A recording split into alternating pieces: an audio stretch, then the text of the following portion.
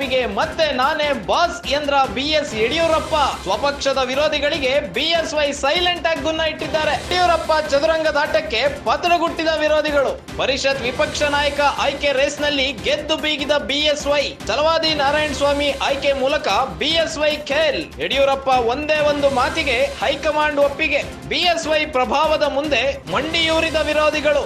ಪರಿಷತ್ ವಿಪಕ್ಷ ನಾಯಕ ಹುದ್ದೆ ನಿರೀಕ್ಷೆಯಲ್ಲಿದ್ದ ಸಿಟಿ ರವಿ. ಸಂತೋಷ್ ಬಣದಲ್ಲಿ ಗುರುತಿಸಿಕೊಂಡಿರುವ ಸಿಟಿ ರವಿ ಪರ ಹೈಕಮಾಂಡ್ ಲೆವೆಲ್ನಲ್ಲಿ ಲಾಬಿ ಮಾಡಿದ್ದ ಸಂತೋಷ್. ಆರ್ಎಸ್ಎಸ್ ಮುಖಂಡರ ಮೂಲಕವೂ ಒತ್ತಡ ಹೇರಿದ್ದ ಸಿಟಿ ರವಿ. ಆದರೆ ಯಡಿಯೂರಪ್ಪ ಮುಂದೆ ನಡೆಯದ ಬಿಎಲ್ ಸಂತೋಷ್ ಆಟ. ಪಳಗಿದ ರಾಜಕಾರಣಿ ಯಡಿಯೂರಪ್ಪ ಮುಂದೆ ವಿರೋಧಿಗಳ ಪ್ಲಾನ್ ಟಸ್. ರಾಜ್ಯ ರಾಜಕಾರಣಕ್ಕೆ ನಾನೇ ಬಾಸ್ ಎಂಬ ಸಂದೇಶ ರವಾನಿಸಿದ್ದಾರೆ ಬಿಎಸ್ವೈ.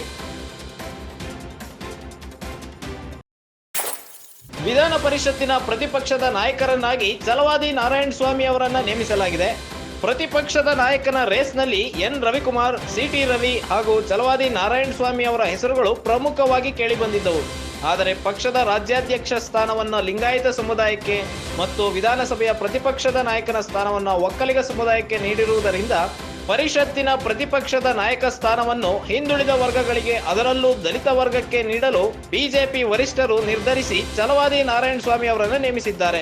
ಆದರೆ ಇಲ್ಲಿ ಬಿಎಸ್ವೈ ಪ್ರಭಾವದ ಮುಂದೆ ಮಂಡಿಯೂರಿದ್ದಾರೆ ವಿರೋಧಿಗಳು. ಪರಿಷತ್ ವಿಪಕ್ಷ ನಾಯಕ ಹುದ್ದೆ ನಿರೀಕ್ಷೆಯಲ್ಲಿದ್ದ ಸಿಟಿ ರವಿ ಅವರು ಬಿಎಲ್ ಸಂತೋಷ್ ಬಣದಲ್ಲಿ ಗುರುತಿಸಿಕೊಂಡಿದ್ರು.